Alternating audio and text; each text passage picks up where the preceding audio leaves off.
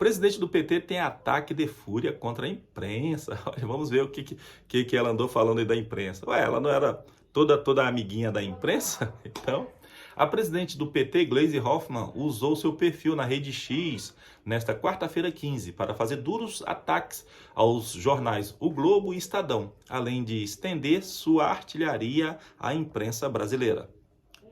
Em um ataque de fúria contra a grande mídia, a deputada citou, abre aspas, a arrogância dos editoriais, fecha aspas, dos referidos jornais. Declarou que, abre aspas, querem censurar o presidente Lula, fecha aspas. Ué, o Bolsonaro vocês queriam censurar o tempo inteiro, né? A senhora era uma, também ficava fustigando o tempo todo lá o judiciário para ver se censurava e barrava as ações do Bolsonaro. Se dirigiu pejorativamente ao que chamou de, abre aspas, donos da nossa imprensa, fecha aspas. Acusou a imprensa brasileira de sancionar a retaliação bárbara e proporcional do governo Netanyahu, fecha aspas.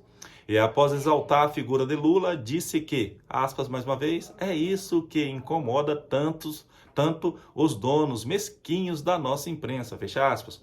Olha, esse final da frase dela aí, os donos mesquinhos da nossa imprensa. Será que eles já estão tendo problema em acerto de comissões? Será? Porque ela está falando de mesquinhos, né? Donos mesquinhos da nossa imprensa? Não sei não. Lendo a matéria aqui agora surgiu essa ideia aqui. Pode ser uma linha aí de investigação para ver realmente o que está acontecendo, né, entre o desgoverno e os veículos de comunicação, né? Estavam tão alinhadinhos com ele. É impressionante a arrogância dos editoriais do Globo e Estadão de hoje. Querem censurar o presidente Lula, determinar as palavras que ele pode ou não pode dizer sobre o massacre da população civil em Gaza. Então você acha ruim, né? Querer regular o que o outro vai falar. Mas você vivia dizendo que nós não teríamos direito à liberdade, que tem que realmente ter o PL 2630, tem que ter todos esses instrumentos aí de controle social. A mesma censura nos impõe sobre manifestações em solidariedade aos palestinos ao redor do mundo.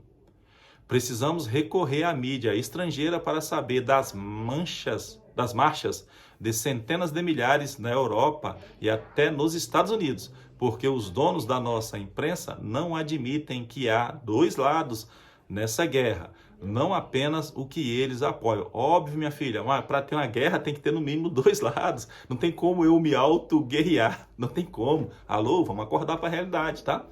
Olha, eu não vi aqui ninguém querendo censurar vocês, não. Tem críticas, vocês têm que absorver as críticas. Ué, a imprensa também é livre para criticar, para veicular a informação que ela bem quiser. Então tá muito estranha essa fúria dessa senhora aí.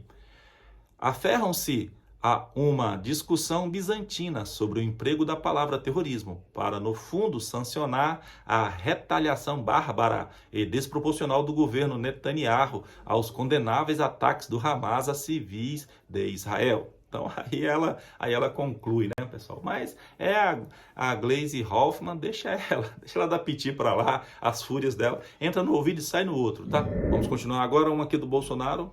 Bolsonaro está tecendo comentários sobre a alteração nas leis trabalhistas, muito bacana, de novo, a intervenção dele, parabéns ao presidente Bolsonaro, sempre pontual e cirúrgico nos seus comentários. Poder 360 trouxe a matéria. Nova regra do trabalho vai empoderar sindicatos, diz Bolsonaro. E eu concordo com ele, tá, pessoal? Concordo com ele porque depois que eles liberaram aí a cobrança, né, das taxas sindicais, das contribuições sindicais, agora estão começando a querer produzir conteúdos para os sindicatos, para, no fundo, justificarem o pagamento dos trabalhadores para os sindicatos. Isso é um absurdo.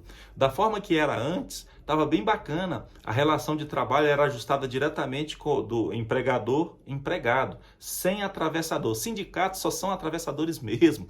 Sindicatos, centrais sindicais, federações de sindicais.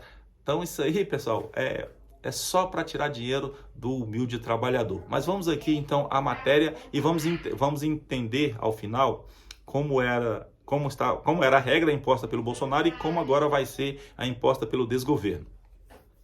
O ex-presidente Jair Bolsonaro criticou a portaria número 3665, publicada pelo Ministério do Trabalho e Emprego, hoje, nesta quarta-feira 14, né, que muda a regra para o expediente no setor de comércio.